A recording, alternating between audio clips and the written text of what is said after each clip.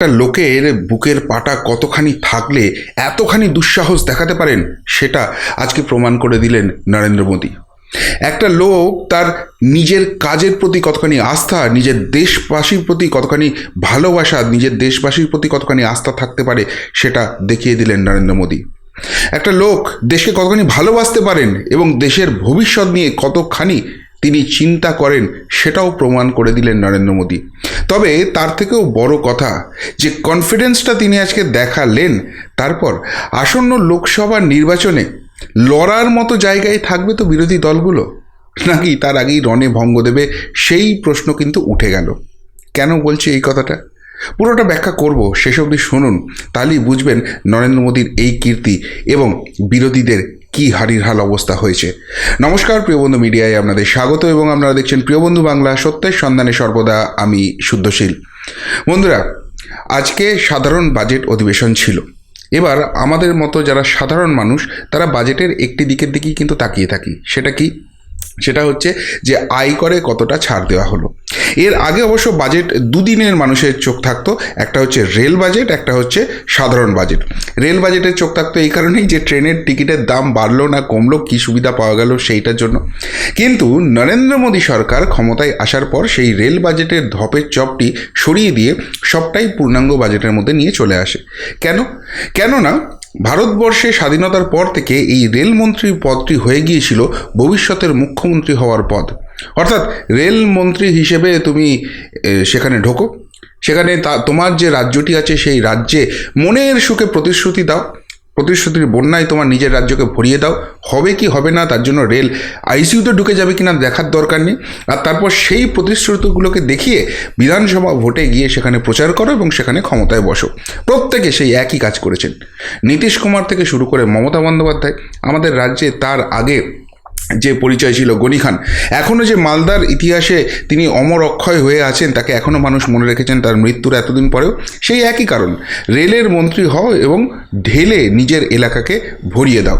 কিন্তু সেই করতে গিয়ে রেলটা যে আইসিইউতে চলে যাচ্ছিল, এটা ভারতের অর্থনীতির জন্য, ভারতের ভবিষ্যতের জন্য রীতিমতো চিন্তার। সেই কথাটা প্রথম মাথায় আসে বিজেপির। নরেন্দ্র মোদীর নেতৃত্বে তারা এই দুঃসাহসটা দেখানোর সাহস করেন যে ওই করে কমে পাইয়ে দেওয়ার রাজনীতি করার দিন শেষ, দেশকে এগিয়ে নিয়ে যেতে হবে, ফলে পূর্ণাঙ্গ বাজেটে নিয়ে আসতে হয়। এখন আজকের বাজেট কতখানি ভালো হয়েছে, কতখানি মন্দ হয়েছে, সেই চুলচেরা বিশ্লেষণ করবেন অর্থনীতিবিদরা। বিভিন্ন চ্যানেলে শুরু হয়ে গেছে এবং অর্থনীতির ধারে কাছেও আমি নেই, অর্থনীতি খুব একটা বুঝিও না, ফলে সেই চুলচেরা বিশ্লেষণ আমি করব না। আমি যে কথাটা আজকে আপনাদের বলতে চাইবো সেটা হচ্ছে যে এই বাজেট করার দুঃসাহসটা করলেন কি করে প্রধানমন্ত্রী। দেখুন, বাজেটের যদি রিয়াকশান নেওয়ার হয়, যে দল ক্ষমতায় থাকুক আর যে দল বিরোধী থাকুক, রিয়াকশানটা মোটামুটি এরকম হয়। বিরোধীরা বলবে দিশাহীন বাজেট, কোনো রকম কোনো দেশের উন্নতি হবে না, অর্থনীতি সর্বনাশ করে দিচ্ছে, এই বাজেটের মতো ফালতু বাজেট আগে কোনো দিন দেখিনি। আর শাসকে যারা থাকবে তারা বলবে ঐতিহাসিক বাজেট, দেশকে এগিয়ে নিয়ে যাওয়া হচ্ছে এবং দেশের মানুষকে ভরিয়ে দেওয়া হচ্ছে। এই যে আমরা কমেন্টগুলো পাই সেগুলো শুনে শুনে কান পচে গেছে। সুতরাং ওই ব্যাখ্যায় ওই তর্কে যাচ্ছি না, কিন্তু যে কথাটা বলছি যে আমরা বুঝবো কী করে বাজেটটা ভালো হয়েছে কি হয়নি। কেননা প্রথমেই যেটা সাধারণ মধ্যবিত্তের জন্য ধাক্কা, সেটা হচ্ছে আয়করে ছাড়ের যে প্রত্যাশাটা থাকে সেই প্রত্যাশা পূরণ হয়নি। তাহলে এই বাজেট কি জঘন্য হয়েছে, ফেলে দেওয়ার মতো হয়েছে? কি করতে চেয়েছে মোদী সরকার? আর এটার মধ্যেই রয়েছে মূল রহস্য। সেই রহস্যে যাওয়ার আগে আপনাদের একটা আমি ক্লিপিং দেখাবো, একটা কাটিং দেখাচ্ছি। দেখুন, এখানে আনন্দবাজারের একটা খবর রয়েছে যেখানে বলা হচ্ছে খুব বেশি পতন হলো না, শেয়ার বাজারে প্রায় স্থিতিশীল থাকলো বাজেটের পরেও। অর্থাৎ এই বাজেট যে ফেলে দেওয়ার মতো হয়নি, এইটা অন্তত শেয়ার বাজার প্রমাণ করে দিল। কেন এই কথা বলা হচ্ছে? দেখুন, শেয়ার বাজারের দুটো মেন জায়গা যেটা আমি দেখছিলাম, একটা হচ্ছে নিফটি 50, একটা হচ্ছে সেন্সেক্স হচ্ছে ওভারঅল যে শেয়ার বাজারের জায়গাটা রয়েছে সেই জায়গাটা দেখা হয়, আর নিফটি 50 হচ্ছে দেশের সেরা 50টি কোম্পানি সম্পদের দিক থেকে, তারা সেখানে লিস্টেড থাকে। ফলে যখন বাজেট পেশ শুরু হলো তখন দেখা গেল সাময়িক কিছুটা পড়লো এবং তারপর আবার বাজেটটা কিছুটা উঠে গেল, অর্থাৎ নর্মাল সিনারিও, সেরকম কিছু চেঞ্জ হয়নি। এরপরে যেটা হলো, বাজেট শেষ হওয়ার পর আবারও কিছুটা এটা পড়লো এবং দিনের শেষে সামান্য একটু পড়ে এটাকে স্থিতিশীল অবস্থাতেই শেষ করলো। এবার এইটা থেকে কি ব্যাখ্যা আসছে, আমি যেটুকুনি অর্থনীতিবিদদের কাছ থেকে ব্যাখ্যা নিয়ে বুঝলাম সেটা হচ্ছে যে এই বাজেট কিন্তু শিল্পের জন্য মোটেই ধরাশায়ী করে দেওয়ার মতো কোনো ব্যাপার নয়। কেননা বাজেটকে সব থেকে ভালো করে যারা বোঝে বা বাজেটের দিকে যারা আমাদের থেকেও অধীর আগ্রহে তাকিয়ে থাকে, তারা হচ্ছে শিল্পমহল, বণিক মহল। তারাই এই দেশের অর্থনীতিটার কিন্তু একটা বড় অংশ, এবং তাদেরকে যথেষ্ট গুরুত্ব দিতে হয়। তারা কি ভাবনা চিন্তা করছেন সেটাকে যারাই দেশের শাসন ক্ষমতা চালান যথেষ্ট গুরুত্ব দিতে হয়। কেননা তাদের কাছ থেকে, তাদের বিজনেসের কাছ থেকে যে ট্যাক্সটা কালেক্ট হয় সেটা কিন্তু সরকারের একটা বড় জায়গা। ফলে সেই শিল্পমহল, বণিক মহল যদি খুশি না থাকে তাহলে কিন্তু দেশের অর্থনীতি সামগ্রিকভাবে ডুবছে। এবার মোদি জামানায় যেটা সব থেকে পজিটিভ পয়েন্ট হয়েছে সেটা হচ্ছে এই শিল্প মহল এবং বণিক মহল কিন্তু বরাবরই খুশি থেকেছে। ইজ অফ বিজনেস করে দিয়েছেন, এবং বিভিন্ন রকম যে ট্যাক্সের যে জায়গাটা ছিল, যেটা জটিল ব্যবস্থা ছিল, সেটা সরলীকরণের চেষ্টা করেছেন। তাছাড়াও এখানে শিল্প স্থাপন এবং বাণিজ্য স্থাপনের জন্য, বাণিজ্য করার জন্য কিন্তু উপযোগী পরিবেশ করে দিয়েছেন। তার ফলে দেখুন মোদি জামানায় কিন্তু বরাবরই শেয়ার বাজার কিন্তু উপরের দিকে উঠেছে, এবং যে উচ্চতায় উঠেছে, যে রেকর্ড জায়গায় উঠেছে, সেটা সারা বিশ্বকে নাড়িয়ে দিয়েছে। সারা বিশ্বেই একটা মন্দা ছায়া দেখা যাচ্ছে, চাকরি চলে যাচ্ছে। সেই জায়গা থেকেও ভারতীয় অর্থনীতি যে উন্নতি করছে তার প্রমাণ হচ্ছে সাম্প্রতিককালে আপনারা দেখেছেন যে ভারতীয় শেয়ার বাজার হংকংকে পিছনে ফেলে 4র্থ স্থানে উঠে এসছে। বিশাল অ্যাচিভমেন্ট। এবং তার ফলে আজকে যে শেয়ার বাজার যে স্থিতিশীল জায়গায় রইল, এই জায়গা থেকে একটা ছবি অন্তত স্পষ্ট যে দেশের বাণিজ্য মহল, দেশের শিল্পমহল এই যে বাজেট হয়েছে তার সঙ্গে কিন্তু একমত হচ্ছে, এবং সেটাতে তারা খুশি। এবার যে ব্যাপারটা হচ্ছে যে জায়গাটা বলছিলাম যে বিরোধীরা, মমতা বন্দ্যোপাধ্যায়রা, তারা কি ভোটের ময়দানে নামার জায়গায় থাকবেন? দেখুন, আমরা সাধারণত এর আগে দেখে এসেছি, ম্যাক্সিমাম ক্ষেত্রেই আমরা স্বাধীনতার পর কংগ্রেস সরকার দেখেছি। তো সেই সরকার 5 বছর ধরে কি কাজ করেছে না করেছে ফ্যাক্টর নয়।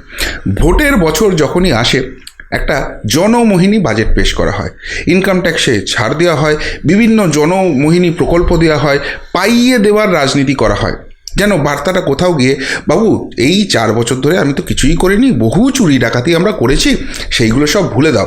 দেখো তোমাদের পাইয়ে দিচ্ছি, তোমাদের কাছ থেকে যে টাকাটা কালেক্ট হয় সেখান থেকে কিছু তোমাদের ভাতা ভিক্ষার ব্যবস্থা করে দিচ্ছি, ওই সমস্ত আমাদের চুরি দুর্নীতি ভুলে গিয়ে আমাদের আবার করে ভোট দাও। আমরা এই জনমোহিনী জায়গাটাই দেখে এসেছি। কিন্তু নরেন্দ্র মোদীর জামানায় একটা জিনিস আমরা বারবার দেখেছি, সেটা হচ্ছে ইনকাম ট্যাক্সে কিন্তু এমন কিছু ছাড়ের জায়গা তিনি দেন না, যেটার দিকে সাধারণ মধ্যবিত্তরা তাকিয়ে থাকেন। তাহলে কি এই সাধারণ মধ্যবিত্তের ভোটের কোনো দাম তার কাছে নেই, বা এদের পার্সেন্টেজ এতটাই কম যে সেটা তার ভোট বাক্সে কোনো এফেক্ট করবে না? না, ব্যাপারটা তা নয়। এই জন্যই আমি স্টেটমেন্টটা শুরু করলাম এই বলে যে নরেন্দ্র মোদীর সাহসিকতাটা চিন্তা করুন। ভোটের বছর, এই বছর তিনি গত 5 বছরে কি কাজ করেছে, তার মন্ত্রিসভা কি কাজ করেছে, তার সরকার কি কাজ করেছে, সেটা অ্যাসেস করবে মানুষ, এবং তাকে নির্বাচনে ভোট দেবে। হতেই পারে তার কাজে ক্ষুব্ধ, এবং সেই জন্য তাকে সরকারের গদি থেকে সরিয়ে দেওয়া হতে পারে, তিনি আর ভোটে জিতে নাও আসতে পারেন। সুতরাং তার কাছে খুব সহজ একটা পথ খোলা ছিল যে ভাই জনমোহিনী বাজেট করো, বাজেটে ইনকাম ট্যাক্সে 1 লাখ টাকা আরও ছাড় দিয়ে দাও না, কি আছে, দেশের টাকা তো যাবে, আমার কি এসে যায়, এইটা করে যদি আমি ভোটে জিতি তখন দেখবো আবার ওটাকে কীভাবে ম্যানেজ করা যায়। বা তিনি এমন কিছু জনকল্যাণমূলক প্রকল্প চালু করে দিতে পারতেন, ওই লক্ষ্মীর ভাণ্ডার যেরকম চলে, 500 টাকা 1000 টাকা করে ভাতা ভিক্ষা, যেটা দিয়ে ভোট কেনা যায়। আরে সরকারের টাকা, মানে ট্যাক্সের টাকা, জনগণের টাকা, সেই টাকা দিয়েই জনগণের ভোট কিনবো, এই টাকা পেয়ে যাবে, সকলেই খুশি হবে, আমাকে ভোট দেবে, করতেই পারতেন, খুব ইজি হয়েছিল। কিন্তু না, সেই যে পাইয়ে দেওয়া, এই ফ্রি গিফটস পলিটিক্স, এটাই যে দেশের অর্থনীতির কাল হয়েছিল। পৃথিবীর সবথেকে বড় গণতান্ত্রিক দেশ, অথচ তাদের অর্থনৈতিক অবস্থা ঢুকছিল। সেই জায়গা থেকে কোথায় তুলে নিয়ে এসছেন নরেন্দ্র মোদী, এটাই হচ্ছে ভিশন, এটাই হচ্ছে দেশের প্রতি ভালোবাসা, এটাই হচ্ছে ভবিষ্যতের জন্য পরিকল্পনা। তিনি কনফিডেন্ট, তিনি ইনকাম ট্যাক্সে ছাড় দিন চাই না দিন, এটার দিকে দেশ তাকাচ্ছে না। দেশ তাকে ইনকাম ট্যাক্সে ছাড় দেওয়ার জন্য প্রধানমন্ত্রী করেনি। দেশ তাকে পেট্রোল ডিজেলের দাম কেন কমলো না, পটল আলুর দাম কেন বেশি হয়ে গেল, এই জন্য প্রধানমন্ত্রী করেনি। প্রধানমন্ত্রীর কাজ হচ্ছে অনেক বড়, এই ভারতবর্ষের দিকে অনেকের নজর আছে, তাদের সঙ্গে লড়ে ভারতকে বিশ্ব সবাই একটা বিশ্ব শক্তি করা, আর সেই জন্যই মানুষ তাকে চেয়ে নিয়েছে। আর সেই কনফিডেন্সও তার মধ্যে আছে যে 10টা বছর আমি সরকার চালিয়েছি, অ্যান্টি ইনকামবেন্সি আমার বিরুদ্ধে হবে না, কেননা আমি দেশ ও মাতৃকা সেবা করেছি। এই বার্তা কিন্তু ছত্রে ছত্রে বাজেটের ছিল। সেই সহজপত্রতাই চুজ না করে দেশের অর্থনীতিকে আরও কিভাবে স্ট্রং করে যায়, ফ্রি গিভিং পলিটিক্স থেকে বার করে নিয়ে এসে মানুষকে কিভাবে স্বাবলম্বী করা যায়, সেই দিশায় কিন্তু এই বাজেট দেখিয়েছে। আমি অন্তত যেটুকুনি বুঝেছি, আমি একটা প্রকল্পের কথা বলবো, সেটা হচ্ছে যে এই লাখপতি দিদি। আজকে অর্থমন্ত্রী বলছিলেন না যে 1 কোটি লাখপতি দিদি হয়েছে, সেটা আগামী দিনে 2 কোটি করার পরিকল্পনা করছে সরকার। দেখুন, এই সরকার যে মহিলাদের প্রতি কতখানি ভাবনা চিন্তা করছে এবং তাদের উন্নয়নের কথা ভাবছে, এই একটি জিনিস দিয়েই কিন্তু প্রমাণিত হয়। কেমন? প্রথম উদাহরণ হচ্ছে, এই দেশের অর্থমন্ত্রী একজন মহিলা এম্পাওয়ারমেন্ট, আমাদের মহিলারাই সংসার চালান, সুতরাং তার সংসার, নরেন্দ্র মোদী সরকারের সংসার চালাচ্ছেন একজন মহিলা মন্ত্রী। এই রকম কনফিডেন্স কিন্তু দেখানো যায়নি এর আগে। তারপরে 3 তালাক বিল, মহিলাদের জন্য 1/3 সংরক্ষণ, প্রত্যেকটা ক্ষেত্রে মহিলাদের কিন্তু পথটা দেখিয়েছেন। এবার এই লাখপতি দিদি প্রকল্পটা কি? আবারও বললাম না, ভাতা ভিক্ষার পলিটিক্সে বিশ্বাস করেন না নরেন্দ্র মোদী।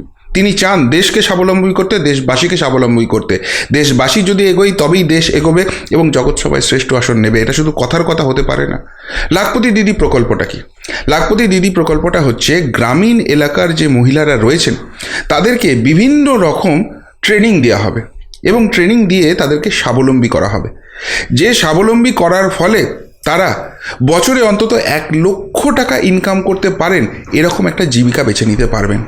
অর্থাৎ মাসিক 8,500 টাকার কাছাকাছি তারা রোজগার করতে পারবেন। এখন 8,500 টাকায় যদি কোনো গ্রামীণ মহিলা রোজগার করতে পারেন এবং সেটাও সম্মানের সঙ্গে কোনো কাজ করে, তাহলে তার সংসারটা কিন্তু খুব ভালোভাবে চলতে পারে। 500 টাকা 1000 টাকা দিয়ে ভোট কেনা নয়। একজন মানুষ কুয়োয় যদি পড়ে থাকে, তাকে কুয়ো থেকে বার করে আনার চেষ্টা করতে হয়। খুব ইজি ব্যাপার হচ্ছে যে তাকে কুয়োর মধ্যে বিস্কুট, জল পৌঁছে দেওয়া, কিন্তু সারা জীবন সে কুয়োতেই পড়ে থাকবে। এই 500 টাকা 1000 টাকার ভাতা ভিক্ষা হচ্ছে সেই কুয়োর মধ্যে বিস্কুট আর জল ফেলে দেওয়া।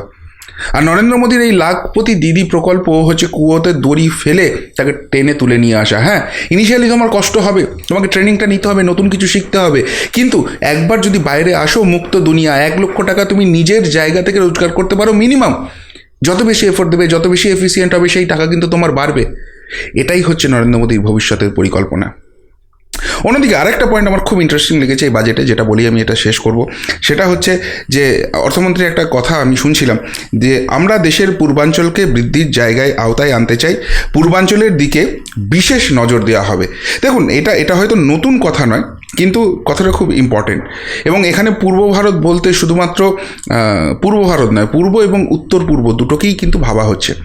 এবং পূর্ব ভারতের দিকে তাকান, পশ্চিমবঙ্গ অর্থনৈতিকভাবে ধুঁকছে, বিহার অর্থনৈতিকভাবে ধুঁকছে, ঝাড়খণ্ড অর্থনৈতিকভাবে ধুঁকছে, ওড়িশা এদের মধ্যে অনেকটা বেটার পজিশনে আছে, কিন্তু তাহলেও ওই এখনও মুম্বাই বা নয়ডা এদের সঙ্গে কিন্তু লড়াই করার মতো জায়গায় আসেনি, মানে অর্থনীতির দিক থেকে বলছি।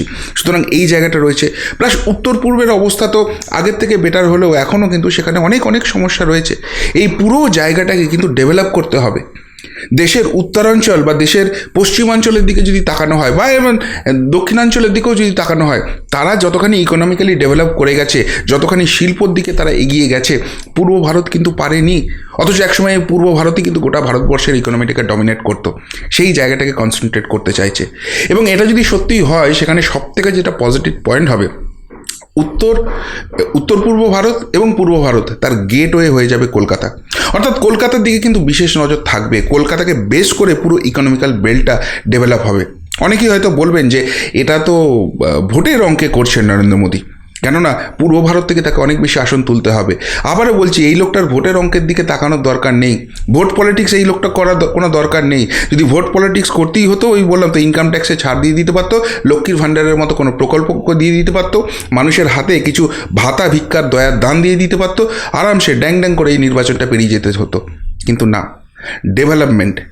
কেননা ওই ভাতা ভিক্ষা দিয়ে ভোট জেতা যায়, দেশ গড়া যায় না।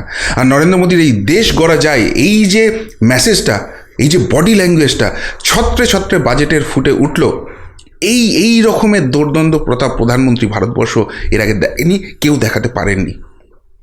সত্যিই নরেন্দ্র মোদীর এই ভিশন এবং দেশের প্রতি ভালোবাসা, দেশের ভবিষ্যৎ নিয়ে পরিকল্পনা, চিন্তা, আমার তরফ থেকে 21 প্রকার স্যালুট। আর আপনারা কি বলবেন দেশের এই যশস্বী প্রধানমন্ত্রী সম্বন্ধে, তার ভিশন সম্বন্ধে, তার দেশের প্রতি ভালোবাসা সম্বন্ধে? যদি কিছু বলার থাকে অবশ্যই কমেন্ট বক্সে কমেন্ট করে জানাবেন। এখনকার মতো এখানেই শেষ করলাম। ফেরত আসছি নতুন প্রতিবেদন নিয়ে খুব তাড়াতাড়ি। ভালো থাকবেন, সাথে থাকবেন, পাশে থাকবেন। নমস্কার।